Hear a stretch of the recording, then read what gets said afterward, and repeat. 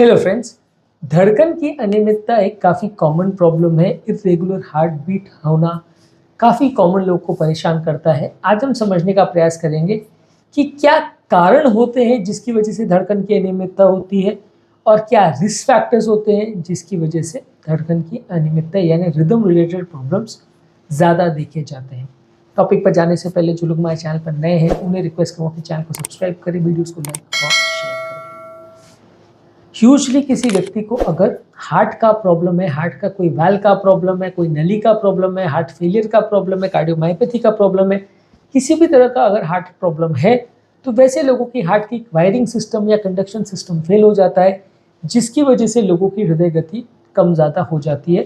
तो यदि किसी व्यक्ति को हार्ट का कोई भी बीमारी है तो वैसे लोगों को रिदम प्रॉब्लम्स हो सकती है, कंडक्शन प्रॉब्लम्स हो सकती है। इसके अलावा एट्रियल फिब्रिलेशन एक ऐसी बीमारी है जो उम्र के साथ लोगों को होती है।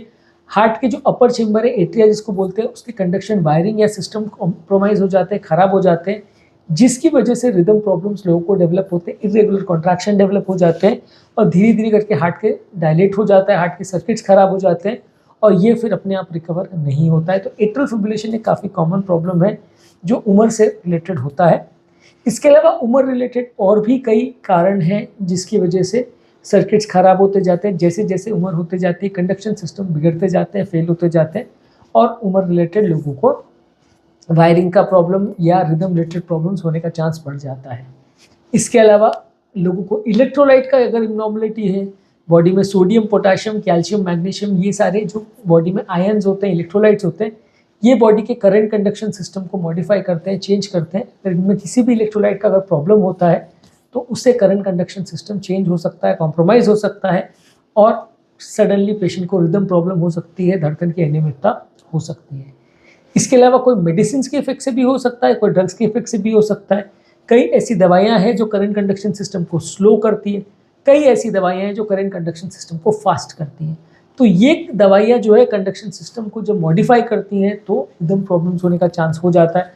जो गति स्लो करने वाली दवाई है उनसे कंडक्शन ब्लॉक डेवलप हो सकते हैं, जो गति फास्ट करने वाली दवाई है उससे कंडक्शन अरिथमियाज या टॉपिक्स डेवलप हो सकते हैं। तो दवाइयों के साइड इफेक्ट्स की वजह से भी कई बार ये प्रॉब्लम्स हो सकती है। इसके अलावा व्यसन की वजह से भी हो सकती है। यदि आप अल्कोहल लेते हैं तो वो हार्ट के करंट कंडक्शन सिस्टम को स्टिमुलेट करती है, एक्टिवेट करती है, इसकी वजह से भी कुछ लोग को रिदम प्रॉब्लम होता है। जो लोग स्मोकिंग करते हैं, तंबाकू लेते हैं, उसमें जो निकोटीन और उससे रिलेटेड प्रोडक्ट्स होते हैं ये हमारे हार्ट के कंडक्शन सिस्टम को एक्टिवेट करते हैं, तो इससे भी लोगों को रिदम रिलेटेड प्रॉब्लम्स होने का चांस बढ़ जाता है। रिदम डिसऑर्डर्स इनको ज़्यादा होती है। इसके अलावा कुछ जेनेटिक प्रॉब्लम्स की वजह से भी होता है। किसी के परिवार में रिदम प्रॉब्लम्स होती है तो उससे रिलेटेड माँ बाप को अगर प्रॉब्लम होती है तो बच्चों को भी होने का चांस बढ़ जाता है। तो ये भी काफ़ी कॉमन है कि जेनेटिक कारणों की वजह से भी रिदम रिलेटेड प्रॉब्लम्स होते हैं। इसके अलावा कुछ बीमारियां ऐसी है जैसे हाई ब्लड प्रेशर का प्रॉब्लम है, हाइपरटेंशन है, इसमें भी कंडक्शन प्रॉब्लम्स होते हैं, डायबिटीज़ है, कोलेस्ट्रॉल है, वजन ज़्यादा होना, ये सारी चीज़ें हमारे करंट कंडक्शन सिस्टम को अलग अलग तरह से अफेक्ट करती है। तो इससे भी रिदम प्रॉब्लम्स होने का चांस बढ़ जाता है। दिमाग पर अगर बहुत ज़्यादा स्ट्रेस या तनाव हो, मेंटल स्ट्रेस या एंग्जाइटी हो, तो वैसे लोगों को भी रिदम प्रॉब्लम्स होने का चांस बढ़ जाता है। जितना ज़्यादा स्ट्रेस या तनाव होता है उतना ही बॉडी में स्ट्रेस हार्मोन्स बनते हैं और उतना ही आपको रिदम प्रॉब्लम्स होने का चांस बढ़ जाता है। तो रिदम रिलेटेड डिसऑर्डर्स का ये भी एक इम्पॉर्टेंट कारण होता है। इसके अलावा जेंडर का भी थोड़ा बहुत इन्फ्लुएंस होता है। एट्रियल फिब्रिलेशन और कुछ rhythm related problems male patient में ज़्यादा देखने को मिलते हैं। मेल हार्मोन से भी उनका थोड़ा बहुत इफेक्ट होता है।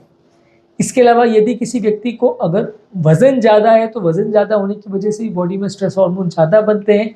वज़न ज़्यादा होने की वजह से डायबिटीज़, हाइपरटेंशन और कोलेस्ट्रॉल जैसी प्रॉब्लम्स भी ज़्यादा होती है। तो इसकी वजह से भी लोगों को रिदम प्रॉब्लम्स होते हैं।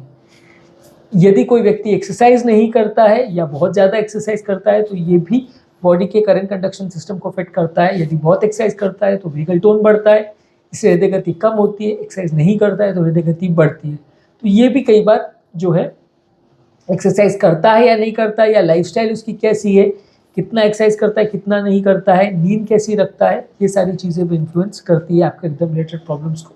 यदि अच्छी नींद आप सोते हो, अच्छा स्लीप आपका है, तो रिदम प्रॉब्लम्स होने का चांस कम होगा क्योंकि बॉडी में स्ट्रेस हार्मोन्स कम बनेंगे। यदि आप नींद कॉम्प्रोमाइज है, नहीं सोते हो या बहुत कम सोते हो या बहुत लेट नाइट तक जागते हो, तो रिदम प्रॉब्लम्स होने का चांस ज़्यादा होगा। इसके अलावा कुछ मेडिकल प्रॉब्लम्स है, जैसे कि अगर थायराइड का प्रॉब्लम है, किडनी का प्रॉब्लम है, तो वैसे के पेशेंट्स को भी रिदम रिलेटेड प्रॉब्लम्स होने का या अरिदमिया होने का चांस ज़्यादा होता है। इसके अलावा वजन से रिलेटेड एक और बीमारी है स्लीप एपनिया करके। स्लीप एपनिया में क्या होता है कि जब हम रात को सोते हैं तो फैट की वजह से हमारी श्वास की नली दब जाती है, जिसकी वजह से लोगों को रिदम प्रॉब्लम्स होने का चांस बढ़ जाता है कि बॉडी में बहुत ज़्यादा स्ट्रेस हार्मोन्स बढ़ जाते हैं। ये स्लीप एपनिया की बीमारी पर भी ऑलरेडी हमने डिटेल वीडियोस किए हैं, जो कि आप हमारे चैनल पर देख सकते हैं। पहले अगर किसी व्यक्ति को कोई हार्ट अटैक आया हो, पहले अगर कोई बीमारी की वजह से हार्ट का टिश्यू डैमेज हो गया हो या हार्ट का कोई हिस्सा सड़ गया हो, तो वो एरिया में भी जो कंडक्शन वायरिंग्स है वो ख़राब हो जाते हैं। ऐसे लोगों को भी रिदम रिलेटेड प्रॉब्लम्स होने का चांस ज़्यादा होता है। जो लोग बहुत ज़्यादा चाय कॉफ़ी लेते हैं, कैफ़ीन उसमें ज़्यादा होता है, कैफ़ीन भी हार्ट को स्टिमुलेट करता है, इसका भी बहुत ज़्यादा सेवन करते हो, खासकर अगर स्ट्रॉन्ग चाय या कॉफ़ी लेते हैं जिसमें ज़्यादा कैफ़ीन होता है, तो ये भी रिदम रिलेटेड प्रॉब्लम्स को बढ़ा सकता है। तो आज हमने बात करी कुछ रिस्क फैक्टर या कारण जिसकी वजह से लोगों को रिदम रिलेटेड प्रॉब्लम्स होते हैं। किसी भी बीमारी के कारणों को समझना आवश्यक है, क्योंकि यदि हम बीमारी के कारणों को समझते हैं तो उनके ट्रीटमेंट और उनके निवारण को हम बेटर समझ सकते हैं। उम्मीद करूँगा कि आज के टॉपिक में कुछ नई बातें जानने को मिली होगी। जो लोग हमारे चैनल पर नए हैं उन्हें रिक्वेस्ट करूँगा कि चैनल को सब्सक्राइब करें, वीडियोज़ को लाइक करें।